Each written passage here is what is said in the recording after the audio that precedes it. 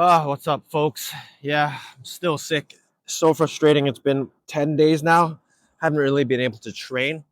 I've been able to go to the gym to do a couple of light sets here and there, but other than that, I've just been resting, which I suppose is probably good for me anyways, because I was starting to get joint pain here, and that's something I'll address later on, as well as how do you train when you're sick, etc. But for today's topic, let's talk about your issue with cutting and bulking all the time. Constantly switching between the two. You know, you've cut for a few months, decide you're too skinny, so you end up going on a bulk. Then a couple months later, you decide you end up getting too fat, so you stop bulking and you go, oh, I need to cut again. Does this situation sound familiar? If it does, I promise you, you're making a really big mistake. And let me talk about the solution. And by the end of this video, you should know, you know what? I shouldn't be doing that. Firstly, you really should stop switching your goals every couple of months or even every 6 months. It's a big mistake. You're wasting a lot of time. I think the first 2, 3 years was kind of like that. I still made a lot of progress. Don't get me wrong, but as a beginner, you generally will make progress anyways. But I definitely could have been more efficient. I would bulk for about 6 months and then decide, all right, I need to cut now because it's summer. Oh yeah, I need to have a beach body, when I really only took off my shirt a couple of times to go to the beach. And even then, I didn't look that great because I didn't have that much muscle. So, what should you really do here? Well, like I said, firstly, stop cutting or bulking for only 3 to 6 months. The easiest solution, in my opinion, is to pick one or the other. Now, if you're somewhat, we'll talk about specifically what you should do or shouldn't do if you are at a certain body weight. So let's use me as an example. When I first started as a beginner, I weighed about, I think I was 72 to 75 kilos. My guess was I was probably around 15 to 20% body fat because I was kind of skinny, but I was skinny fat for sure, no doubt. I'm 183 cm, so 6 foot tall, kind of lanky arms. And even then, like nowadays, I wouldn't say I have massive arms. Like I think like definitely far from massive arms. I've got, I think 14 or 15-inch arms. And on a 6 foot guy, it just doesn't look that big. But I look athletic. I look like I lift. Not a whole lot, but I look like I lift. Obviously, if I want to get even bigger, which is the plan now, I've never really gone for that. And that's the goal. I need to hit my arms a lot. But I never really hit my arms. Again, we need to talk about your objectives, right? But for this video, I was 72 to 75 kilos. Didn't have much muscle in my arms, maybe a little bit of legs because I played football and all that stuff. So I didn't really know what to do. I decided to just wing it. And at the time, obviously in 2012, we didn't have that much information. So I just went to the gym 5 days a week, 6 days a week. I think did the standard chest day, back day, whatnot. And I ended up building some muscle. I didn't work on my diet. I didn't focus on that. All I ended up doing was eating more. All I ended up doing was eat more protein, which was what everyone said at the time. You got to eat more protein, which is still pretty good advice now. I think I did that for about 6 months. Put on quite a decent amount of muscle, actually, like for a beginner, and then decided I'm going to cut for summer. And then I remember cutting the first time. It was difficult, but I did okay. It wasn't too, I'm not someone who likes to, I don't enjoy food that much. So it wasn't too difficult. I preferred getting to my goals. And I remember getting down to half decent cut. Like I did a half decent cut. I would say I was probably about 12% body fat, and I looked kind of skinny. So when I put on a shirt, I didn't look that like big at all. I kind of looked like I lifted, but not really. And I remember taking my top off, going, "Wow, actually, I don't even look that lean." And if I were to go to the beach, unless if there was really good lighting, I didn't look that good.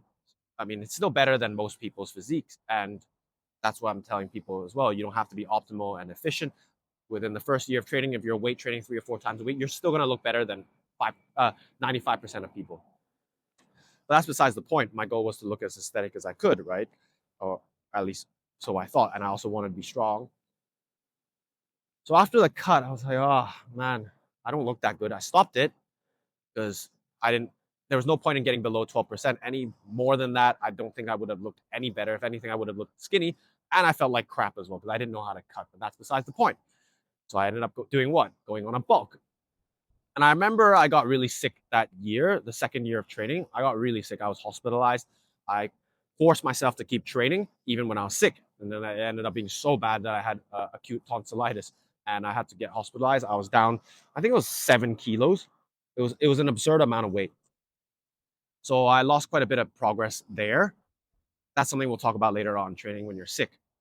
But that was probably about 3, 4 months wasted because I just kept training while sick and then it would get worse, etc., etc.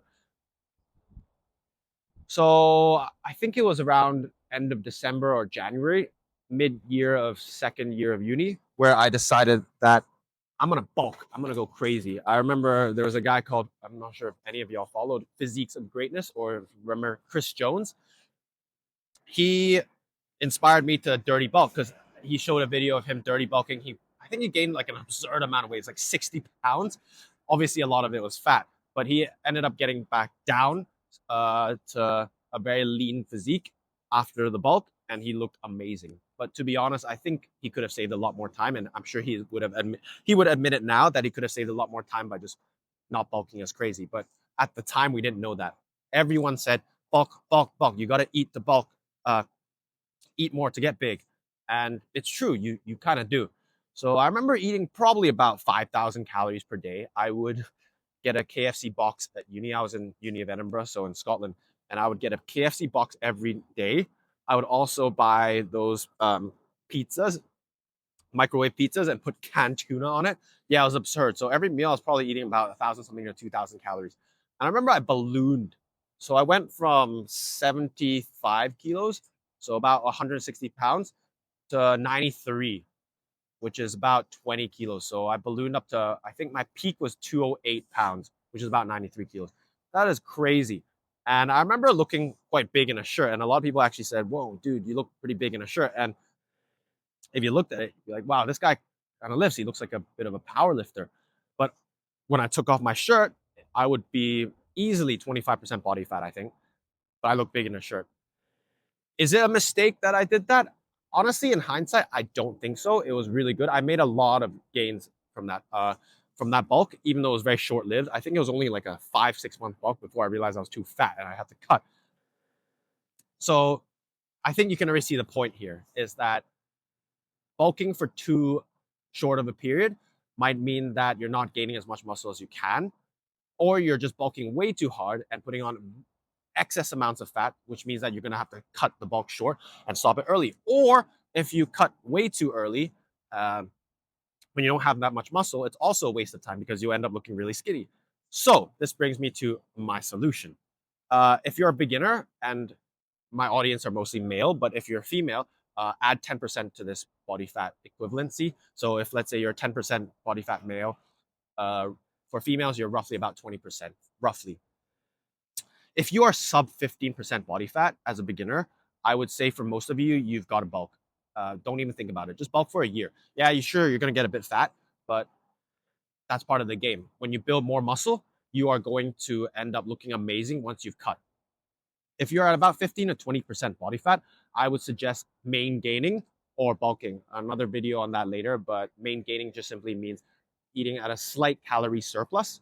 So let's say you burn about 2,000 calories per day, then you should eat about 2,200 or 2,300 so then you can slowly main gain. Yes, you'll still put on a little bit of fat, but most of it should be muscle if you're a beginner. Or you can just consider bulking if you don't want to count calories. 20 to 25% body fat for any of y'all. I would also suggest main gaining or recomping. Recomping is a very powerful tool, which is something I'll talk about in future videos and how to do that. But simply put, you're eating roughly at about maintenance calories. So if again it takes you you burn about 2,000 calories per day, then you should eat at about 2,000. And if you're a beginner, you should be able to build a little bit of muscle whilst also losing a bit of fat at the same time, and just do that for a year. If you're above 25% body fat, for most people, depending on your size, I would generally recommend cutting first.